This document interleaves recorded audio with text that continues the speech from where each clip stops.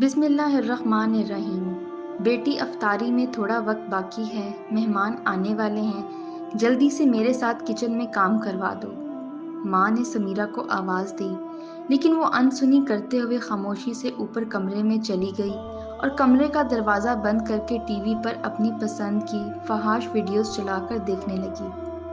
اس کی ماں کو معلوم تھا کہ اب یہ جلدی نیچے نہیں آئے گی، لیکن اس کو یہ نہیں معلوم تھا کہ وہ رمضان کے مہینے میں کمرہ بند کر کے کیا دیکھ رہی ہے۔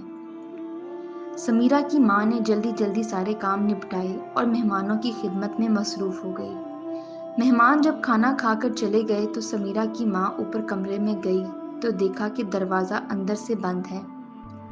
اس نے دروازہ بجایا اور آواز دے کر کہا کہ سمیرہ بیٹی نیچے آ کر کھانا کھا لو، ٹائم بہت ہو گیا ہے، لیکن اندر سے کوئی جواب نہیں آیا۔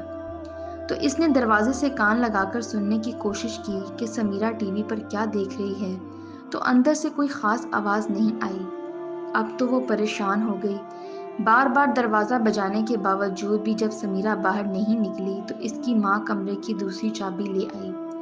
جیسے ہی وہ دروازہ کھول کر کمرے میں داخل ہوئی تو اس کے اوزان خطا ہو گئے۔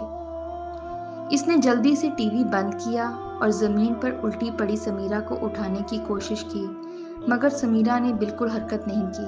سمیرہ کی ماں بھاگ کر گئی اور سمیرہ کے باپ اور بھائیوں کو لے کر آئی۔ جب انہوں نے ڈاکٹر کو بلایا تو معلوم ہوا کہ وہ تو مر چکی ہے۔ جب جنازہ اٹھانے کی باری آئی تو ٹی وی بھی میت کے ساتھ چلنے لگا۔ جب میت قبر میں ڈالی تو وہ باہر نکل آئی۔ بار بار جب ایسا ہوا تو کسی نے مشورہ دیا کہ ٹی وی قبر کے سرہانے رکھ کر میت کو دفن کر دو۔ پھر ایسا ہی کیا گیا۔ یہ ماجرا دیکھ کر سب لوگ استغفار کر رہے تھے، لیکن سمیرہ کی ماں کے علاوہ کسی کو معلوم نہیں تھا کہ اس کے ساتھ ایسا کیوں ہوا۔ پیارے دوستو، اپنا قیمتی وقت دینے کا شکریہ۔ ہم امید کرتے ہیں آپ کو ہماری ویڈیو پسند آئی ہوگی۔ مزید اچھی سٹوریز دیکھنے کے لیے ہمارے چینل کو سبسکرائب کر دیں۔ ملتے ہیں کسی نئی سٹوری کے ساتھ۔ اللہ حافظ۔